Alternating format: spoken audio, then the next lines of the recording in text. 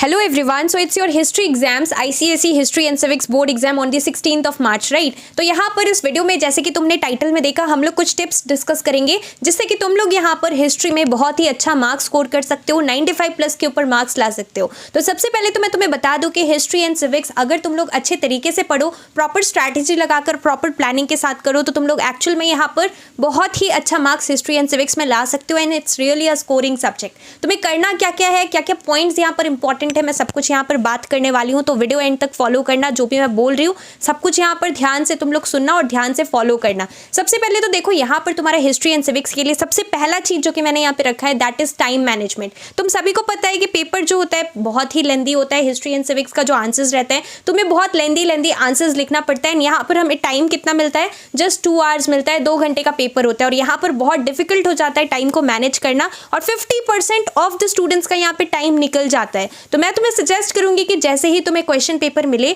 The very first thing that you are going to do is section B का तुम यहाँ पर part 2 का डिसाइड करोगे कि सिविक्स से कौन सा 2 सेट लॉन्ग का तुम्हें अटेम्प्ट करना है आउट ऑफ द 3 सेट्स, और हिस्ट्री का तुम्हें यहाँ पे कौन सा 3 सेट अटेम्प्ट करना है, ये चीज तुम लोग चूज कर लोगे। तुम पहले से चूज करके रखोगे तो तुम्हारा टाइम सेव होगा। अगर हम लोग यहाँ पर राइटिंग टाइम स्टार्ट होता है फिर हम लोग यहाँ पे सोचने के ऊपर जाए कि हम लॉन्ग का कौन सा अटेम्प्ट करेंगे तो हमारा टाइम ऐसे ही 5 मिनट वेस्ट हो जाएगा। तो ये चीज बहुत अच्छे से वाइजली चूज करना और जो सेट तुम्हें बहुत अच्छे से आता हो वो सेट अटेम्प्ट करना पड़ेगा, ऑब्वियस सा चीज है।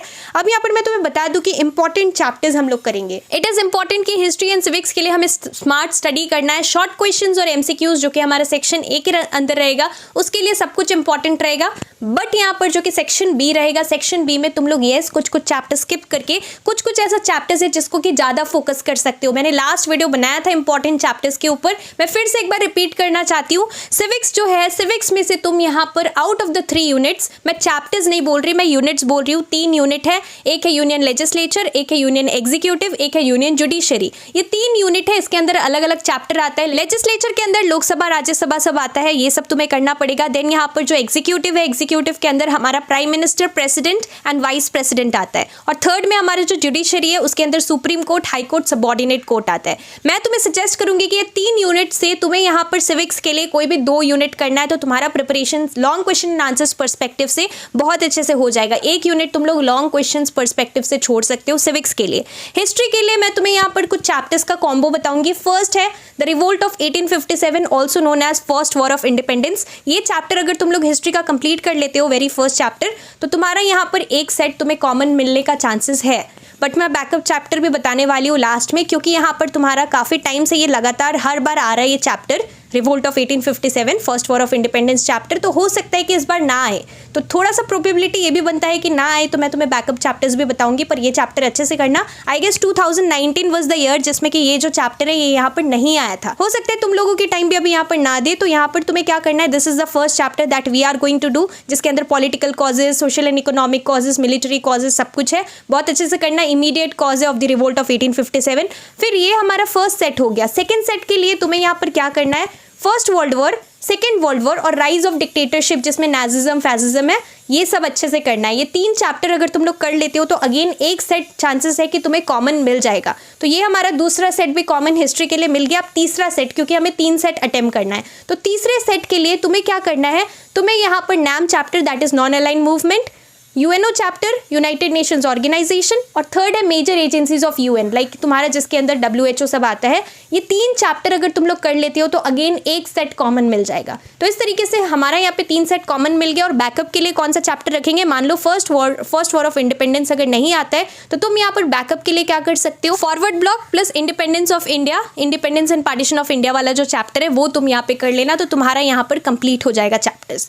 तो पार्टीशन ऑफ इंडिया वाला जो चैप्टर है वो करना है प्लस फॉरवर्ड ब्लॉक, तो ये हमारा बैकअप चैप्टर रहेगा, ये 2 चैप्टर। तो इस तरीके से यहाँ पर मैंने तुम्हें इंपॉर्टेंट बता दिया। लॉन्ग क्वेश्चंस के लिए ये सारा चैप्टर्स इंपॉर्टेंट रहेगा, शॉर्ट और एमसीक्यूज के लिए सब कुछ करना है। अब यहाँ पर टाइम मैनेजमेंट करना बहुत इंपॉर्टेंट है, तो प्रॉपर्ली टाइम मैनेज करना। जैसे ही क्वेश्चन पेपर मिले तुम्हें यहाँ पर स्पीड में जैसे ही राइटिंग टाइम स्टार्ट हो स्पीड में सब कुछ लिखना है। सेक्शन ए में बहुत ज़्यादा टाइम वेस्ट मत करना। अगर तुम यहाँ पर 30 मार्क्स का जो पार्ट 1 रहेगा उसमें टाइम ज़्यादा वेस्ट करोगे तो फिर यहाँ पर तुम्हारा सेक्शन बी जो है उसके लिए तुम्हें टाइम नहीं मिलेगा और तुम्हें यहाँ पर लेंदी आंसर लिखना पड़ता है। नेक्स्ट चीज़, जबकि तुम लोग पढ़ रहे हो तो अगर तुम बुक से पढ़ रहे हो तो तुम्हारा यहाँ पर जल्दी याद नहीं होगा, बट सेम चीज़ अगर तुमने लिख के रखा है और वो फिर तुम पढ़ रहे हो तो तुम्हें जल्दी याद होगा। तो हमारे जो हैंडराइटिंग में जो हम लोग लिखते हैं वो यहाँ पर जल्दी मेमोराइज हो जाता है, क्योंकि यहाँ पर हिस्ट्री एंड सिविक्स में मोस्ट ऑफ द चीज़ मेमोराइज करने के लिए तो मैं सजेस्ट करूंगी कि तुम्हारा यहाँ पर लिखा हुआ जो नोट्स है वो पढ़ने के लिए। बाकी तुम सभी को पता है मैंने तुम्हारे लिए आईसीएसई हिस्ट्री एंड सिविक्स के लिए ई बुक लॉन्च किया है। अगर तुमने नहीं लिया है तो तुम लोग ई बुक ले सकते हो, link is there in the description box. अभी एंड टाइम में तुम्हें प्रिपेयर करने में काफ़ी ज़्यादा हेल्प करेगा। काफ़ी सारे लोगों ने ऑलरेडी बाई कर लिया। अगर तुमने नहीं लिया है तो डिस्क्रिप्शन में लिंक है। हर चैप्टर का 2026 के लिए most important questions with solutions provided है, जो कि तुम्हें यहाँ पर बहुत ज़्यादा हेल्प करेगा। बायो के लिए, केमिस्ट्री के लिए भी हमने लॉन्च किया था एंड एक्जैक्टली तुम्हारा अराउंड 93 to 95% क्वेश्चंस मैच किया था, राइट। तो हिस्ट्री के लिए भी काफ़ी हेल्पफुल होने वाला है। ज्योग्राफी का भी लिंक है डिस्क्रिप्शन में। Next exam is for geography, right. तो तुम यहाँ पे ले सकते हो, डिस्क्रिप्शन में लिंक है ई बुक का, तुम लोग चेकआउट कर सकते हो। नेक्स्ट चीज़ जो कि इंपॉर्टेंट है, हमें क्या करना है, हमें यहाँ पर जो है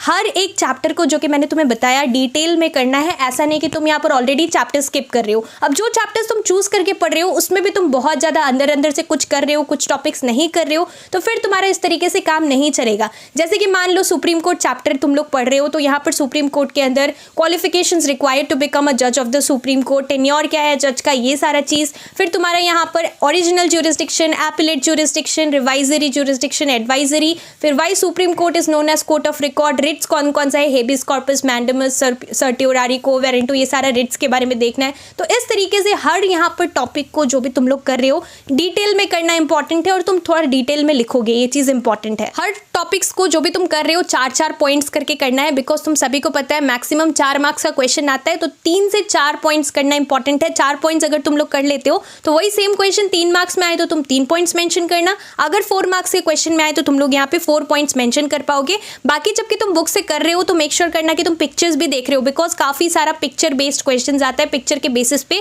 आइडेंटिफाई करना पड़ता है पिक्चर। लाइक तुम्हारा WHO सब है, यूनेस्को, यूनिसेफ, ये सब का लोगो सब अच्छे से देखना है, पिक्चर्स देखना है, एडोल्फ हिटलर का पिक्चर, बेनिटो मुसोलिनी का पिक्चर, जलियनवाला बाग मैसेकर का पिक्चर। तो इस तरीके से काफ़ी सारा पिक्चर्स है, सारा पिक्चर्स अच्छे से गो थ्रू करना है। लॉर्ड माउंटबैटन का पिक्चर इज इंपॉर्टेंट, तो सारा पिक्चर्स एक बार अच्छे से गो थ्रू करना।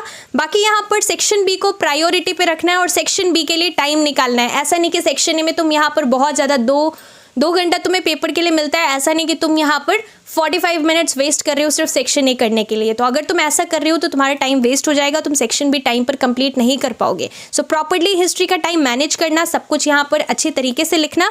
Time management is really important for your history and civics board exam. बाकी डेट्स जो है, सारा डेट्स यहाँ पर याद नहीं करना है, लेकिन जो इंपॉर्टेंट इवेंट्स का डेट है वो सारा डेट तुम्हें यहाँ पर हिस्ट्री के लिए याद करना पड़ेगा। MCQs में या फिर ऐसे कहीं तुम कोई आंसर भी लिख रहे हो तो उसमें डेट्स मेंशन करना पड़ेगा, तो तुम्हें अच्छा मार्क्स मिलेगा। तो तुम उसके लिए क्या करोगे, जो भी डेट्स है इंपॉर्टेंट फेमस इवेंट्स का डेट, वो सब तुम लोग कर लोगे। और बाकी तुम्हें क्या करना है, काफ़ी लोगों का ये डाउट होता है कि हम लोग आंसर कैसे लिखें। तो आंसर जबकि तुम लोग लिख रहे हो तो मेक श्योर करना कि हिस्ट्री का आंसर लिखने के बाद तुम यहाँ पर उसको आंसर को कैसे कर रहे हो, पॉइंट वाइज आंसर लिखना है। बट मान लो कोई पॉइंट है तो वो पॉइंट को एक्सप्लेन भी करना है। लाइक तुम इनाम कमीशन यहाँ पर फर्स्ट पॉइंट में देते हो, तो इनाम कमीशन जो है तुम लिखकर हेडिंग उसको एक्सप्लेन करना पड़ेगा। फिर मान लो तुम्हारा यहाँ पर सपोज कोई WHO वाला क्वेश्चन है, functions of WHO that is world health organisation. इसमें यहाँ पे फंक्शंस इतना डिटेल में तुम्हारी बुक में नहीं दिया है, छोटा छोटा करके दिया है, तो वहाँ पर तुम लोग लिख दोगे, पॉइंट्स तो चलेगा। बट कुछ आंसर्स के लिए लाइक यहाँ पर पॉलिटिकल कॉजेज है, 4 पॉलिटिकल कॉजेज बोला है लिखने के लिए। अगर तुम्हारा रिवोल्ट ऑफ 1857 चैप्टर आ गया, मान लो 4 पॉलिटिकल कॉजेज, तो ये तुम बस हेडिंग दे दोगे तो नहीं होगा। जैसे कि मान लो सब्सिडियरी अलायंस तुमने लिख दिया, या फिर यहाँ पे डॉक्ट्रिन ऑफ लैप्स, तो तुम्हें पूरा एक्सप्लेन भी करना पड़ेगा। तो इस तरीके से हेडिंग लिखना है, उसको अंडरलाइन करना है, then you need to explain it, this thing is important. और अच्छे तरीके से गाइज एग्जाम्स देना, जितना भी तुम्हारा इमीडिएट कॉज है, लाइक रिवोल्ट ऑफ 1857 का, first world war, second world war, सबका यहाँ पर इमीडिएट कॉज पता होना चाहिए। अच्छे से एग्जाम देना।